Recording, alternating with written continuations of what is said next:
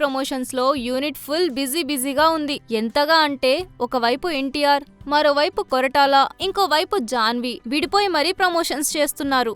Recent గా మీడియాతో కొరటాల శివ ఇంటర్వ్యూలు ఇస్తూ కెరియర్ కు సంబంధించి ఎన్నో ఇంట్రెస్టింగ్ మ్యాటర్స్ ఒక్కొక్కటిగా రివీల్ చేశారు. మిర్చి మూవీని హీరో అల్లు అర్జున్ తన ఫ్యామిలీతో మరియు ఫ్రెండ్స్ తో చూశారు. చూసిన అందరికీ నచ్చేసింది. మిర్చి మూవీని చూస్తూ అందరూ కేరింతలు కొట్టామని అల్లు అర్జున్ పిలిచి మరీ చెప్పారు. మూవీ చూశాను, సూపర్బ్ అన్నారు. మిర్చి బ్లాక్ బస్టర్ తర్వాత అల్లు అర్జున్ తో మూవీ కోసం ప్లాన్ చేస్తూనే ఉన్నా. అయితే దానికి సరైన టైమింగ్ దొరకట్లేదని కొరటాల శివ అన్నారు. బన్నీతో మూవీ తొందరలోనే ఉంటుందని నమ్ముతున్నానని కొరటాల శివ చెప్పారు.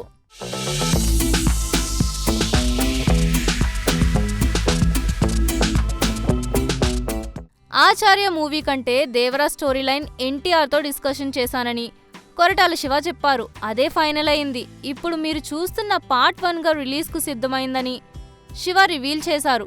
ప్రతి స్టోరీని ఎన్టీఆర్కు చెప్పడం తన హాబీ అని కొరటాల శివ చెప్పారు. ప్రతి స్టోరీని విని ఎన్టీఆర్ ఎంజాయ్ చేస్తాడు.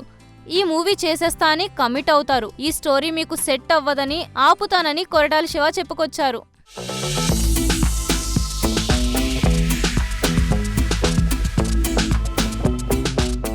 దేవర మూవీ సీజీ ఎపిసోడ్ వచ్చాక 2 పార్ట్స్గా తీయాలని భావించాం. అయితే స్టోరీ పెద్దది, 2 పార్ట్స్ ఎందుకని ఒకటే మూవీగా స్టార్ట్ చేశాం. మూవీలో కంటెంట్ ఉన్నప్పుడు సీక్వెల్ వస్తోంది.